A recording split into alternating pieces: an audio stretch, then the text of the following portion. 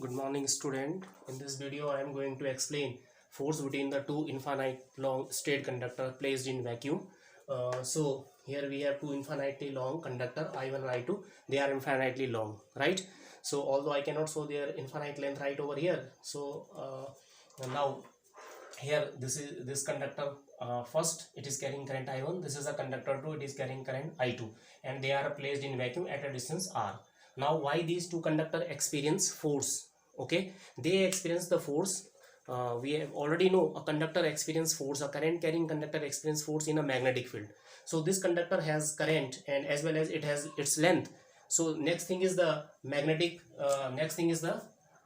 magnetic field. We know the in the force, that is ILB sine theta. So I, it has both conductor has current, both conductor has length, and theta is angle between current and magnetic field. But now third thing is the magnetic field. Where from this magnetic field will come? Now look at this conductor first I1. This conductor has current I1 and it is this is its magnetic field according to the right hand thumb rule. The current is straight and finger is like magnetic field. So this is the magnetic field. The magnetic field of this conductor on its own is will be zero. अपना इसके अपने ऊपर जो magnetic field होगा zero होगा, and its magnetic field is reaching to the other conductor, reaching to this conductor. Similarly, this first conductor has two magnetic field. One is its own and other is the this because of this straight conductor 2. So this conductor has magnetic field of its own which is will be zero on it. इसके ऊपर जो पहला conductor है अपना magnetic field zero होगा और दूसरे का होगा, ये दूसरे का पहुंच रहा है. Now this is the magnetic field of the second conductor. Current is moving in the upward direction, right hand thumb rule. So this is the by which we can get the magnetic field of the magnetic field lines of a conductor.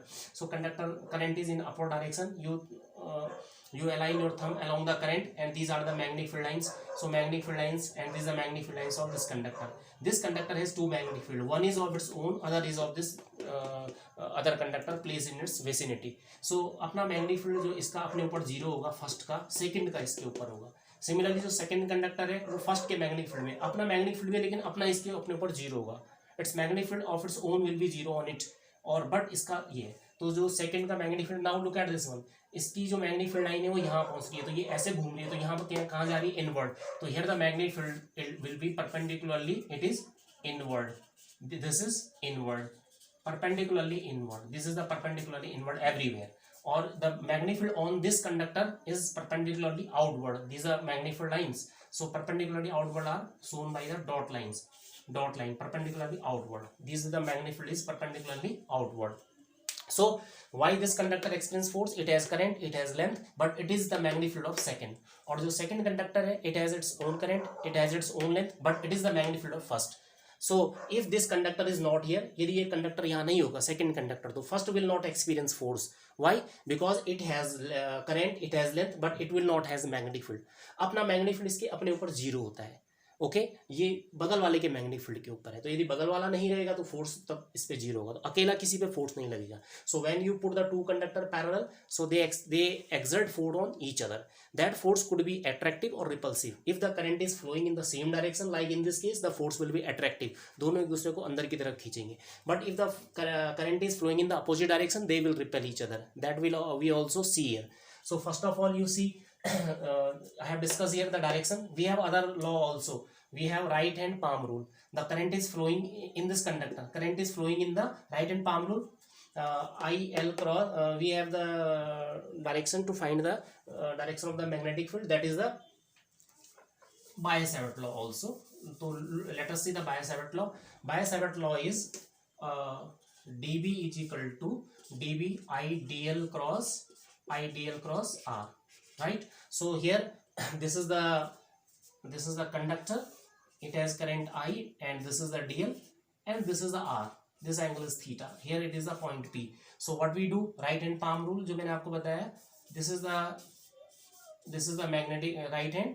So here we have three vector. dB जो चीज निकालनी होती है वो palm के perpendicular आएगी, और इनमें से IDL क्रॉस R, इन दोनों वेक्टरों में से जिसमें मोशन होगा वो किसकी तरफ होगा? थंब की तरफ. तो IDL will be towards the thumb. IDL means current ले लो आप, और R will be towards the finger. तो थ्री वेक्टर होते हैं 1 2 3. This is my right hand. I am applying the right hand palm rule in case of Biot-Savart law. Biot Savart law क्यों लगा रहा हूँ? बिकॉज इसमें करंट है, ये स्ट्रेट कंडक्टर है, इसमें करंट है, इसकी वजह से मैं इस पे मैग्नेटिक फील्ड निकाल रहा हूँ, इसके किसी भी पॉइंट पे इसके बगल में मैग्नेटिक फील्ड कितना होगा because of this current. So Biot Savart law dB equal to ideal cross r mu not over 4 pi मैं नहीं ले रहा हूँ अभी. So this is the ideal, this is the r, so magnetic field will be perpendicular to the palm. So you align your thumb towards the current, you align your finger towards the r and perpendicular to the palm will give you the magnetic field. तो आप हमेशा cross product देख लीजिए, cross product है dB equal to ideal cross r. जो चीज़ निकालनी हो पाम के परपेंडिकुलर होगी वो dB है, और इन दोनों में से जिसमें मोशन होता है वो थंब की तरफ होता है, करंट है, और r जो है बच गया है a. तो देखो आपने मैग्नेटिक फील्ड यहाँ निकालना है और ये करंट है, मैग्नेटिक फील्ड इधर निकालना है. तो दिस इज r, ये करंट है और ये यहाँ पे मैग्नेटिक फील्ड निकालना है. तो ये हो गया I, ये हो गया r, this is the r, ये r वेक्टर हो गया. सो ये r वेक्टर है तो मैग्नेटिक फील्ड कहाँ है? Perpendicular palm inward. तो ये लिखा हुआ है b1 is equal to mu not over 4 pi 2 I1 over r. I1 इसलिए कि ये करंट I1 की, तो ये मैग्नेटिक फील्ड इस वायर के ऊपर है I1 ओवर r, और ये है परपेंडिकुलरली इनवर्ड, क्रॉस का साइन है, राइट. तो इसके ऊपर मैग्नेटिक फील्ड है b1, किसका? बिकॉज ऑफ करंट 1, तो इसीलिए मैंने इसको b1 लिखा है. Now what will the magnetic field on conductor 1? ये तो 2 के ऊपर मैग्नेटिक फील्ड है, तो 2 के ऊपर मैग्नेटिक फील्ड भी हो गया, करंट भी हो गया, लेंथ भी हो गया. तो 2 के ऊपर जो फोर्स होगा वो होगा F is equal to F2 is equal to I2L2 cross B1. B1 is because of magnetic field of 2 is in the magnetic field of 1. 2 जो कंडक्टर 2 है वो 1 के मैग्नेटिक फील्ड में, इसीलिए मैंने यहाँ पे 1 लिया है. तो F is equal to IL cross B. तो अब आप इसको खोल दीजिए, तो F is equal to ILB sine theta. तो करंट अपना होगा, लेंथ अपनी होगी, मैग्नेटिक फील्ड 1 का होगा. और ये जो फॉर्मूला होता है, if you have a straight conductor, suppose आपके पास ये स्ट्रेट कंडक्टर है, देखिए यहाँ पे इसमें करंट I है और R लेंथ दूर जो है, इससे R परपेंडिकुलर डिस्टेंस दूर जो मैग्नेटिक फील्ड होता है वो होता है B is equal to mu not over 4 pi 2I by R. R ये हो गया, I इसमें करंट है, B is equal to mu not over 4 pi 2I by R. तो same thing is done right over here, जो है वो यहाँ पे कर रखा है, देख लीजिए. The same thing is done right over here. What is the magnetic field? Mu not over 4 by 2I over R. तो यहाँ पे 1 क्यों आया है? हमने जो I1 करंट है उसकी वजह से इसके ऊपर मैग्नेटिक फील्ड निकाला है. तो 2 के ऊपर मैग्नेटिक फील्ड किसका है? 1 का है, तो ये 1 का करंट आएगा.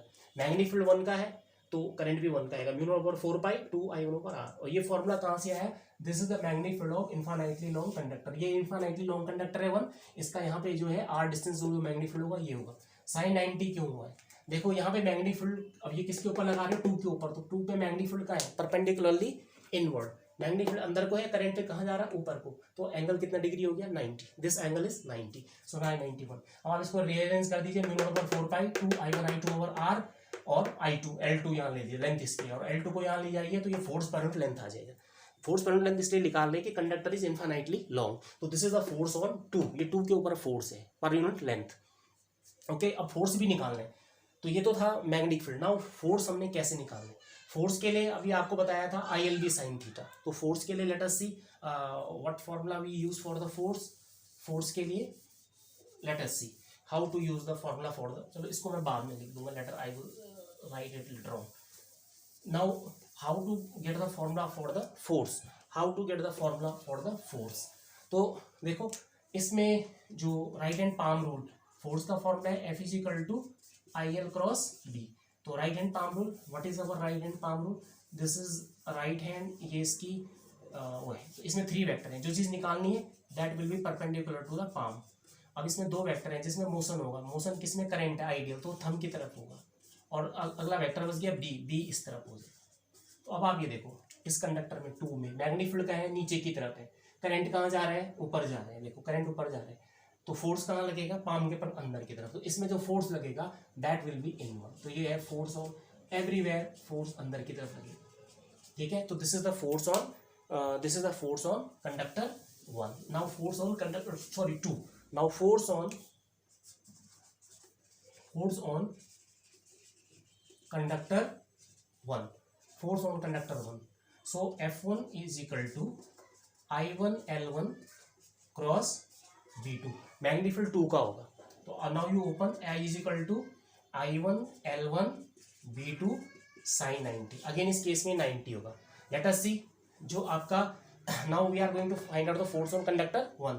तो ये कंडक्टर 2 है, पहले 2 को देखो, यहाँ पे मैग्नेटिक फील्ड निकालना है. तो करंट ऊपर को जा रहा है Biot Savart law, what is the Biot Savart law? dv ideal cross r. तो right hand palm rule, this is our right hand का पाम है, जो चीज निकालनी है वो dv है, dv पाम के परपेंडिकुलर होगी।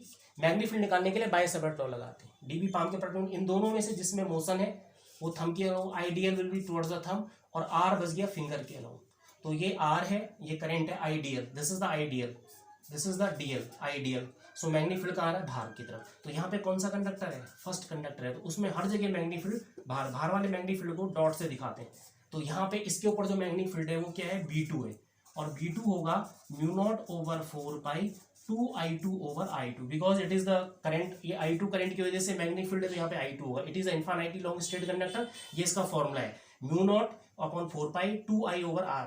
I क्या है? I2 है। सो ये मैग्नेटिक फील्ड है। So we have seen the magnetic field on the conductor, magnetic field on the conductor 1। तो यहाँ पे जो मैग्नेटिक फील्ड है ये है आपका, देखो ये डॉट मैंने लिखा हुआ है, ये है परपेंडिकुलरली आउटवर्ड, और इसका जो फॉर्मूला है μ0/V2 is equal to μ0/4π 2I2 over R। तो कंडक्टर, और 90 क्यों है? देखो मैग्नेटिक फील्ड बाहर की तरफ है और करंट कहाँ जा रहा है? ऊपर, तो एंगल विल बी 90। ये जो एंगल है किसके बीच होता है? B और I के बीच। B और I मैग्नेटिक फील्ड का है, बाहर को है, करंट कहाँ जा रहा है? ऊपर, तो this angle is 90। So F1 is equal to I1 L1, और V2 क्या होगा? μ0/4π 2I2/R sin 91। नाउ अब आप इसको अरेंज कर दीजिए, μ0/4π 2I1 I2 over R L1, और F1 over L1 is equal to μ0/4π 2I1 I2 over R, और this is force per unit length. देखो दोनों में जो फोर्स पर यूनिट लेंथ है वो सेम आ रही है, 2I1 I2 over R। तो this is the force per unit length. Okay, तो ये फोर्स पर यूनिट लेंथ है जो दोनों में सेम आ रही है। और अब फोर्स की वैल्यू कैसे निकालेंगे? देखो इसमें मैग्नेटिक फील्ड डॉट आया, कहाँ है? अंदर को। मैग्नेटिक फील्ड कहाँ आ रहा है? सॉरी, बाहर को। इसमें डॉट का मतलब है आउटवर्ड, और करंट कहाँ जा रहा है? ऊपर। तो फोर्स कहाँ लगेगा? Basically force means which force? F is equal to IL cross V। Now right hand palm rule, this is my right hand, and now look at this. जो चीज निकालनी है फोर्स, वो पाम के परपेंडिकुलर होगा। इन दोनों में से जिसमें मोशन है वो थंब की तरफ होगा आइडियल, और बच गया B will be towards the finger.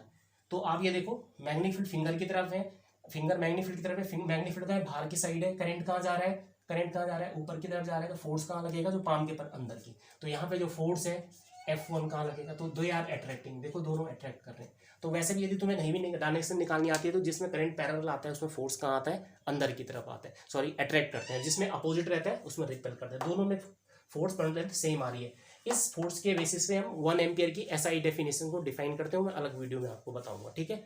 और एक और चीज़ उसमें डिस्कस करूंगा कि जब फोर्स पैरेलल होंगे तो अट्रैक्ट को दोबारा रिवाइज कराऊंगा, और जब अपोजिट करंट होगा तो क्या होगा? They will repel, that I will explain later on. So it is a derivation, important derivation. Okay, thank you, you go through it.